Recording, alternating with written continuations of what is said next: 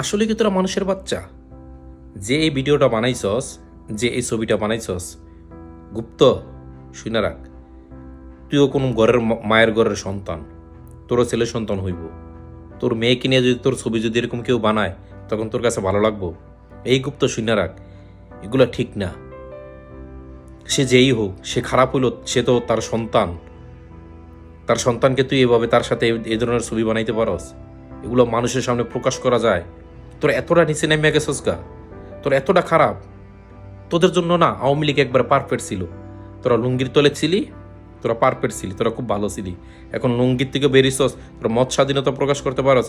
এটা কি তোর যদি তোর সাথে যদি হইতো, তোর মার সাথে যদি হইতো, তোর বোনের সাথে যদি হইতো, এটাকে সাপোর্ট করা যায়? আপনারা যারা সচেতন নাগরিক আছেন, আপনারা শুধু বলেন যে এটা যে করছে এটা কোনো মানুষের কাজ হইতে পারে? আসলে কি ওরা মানুষ?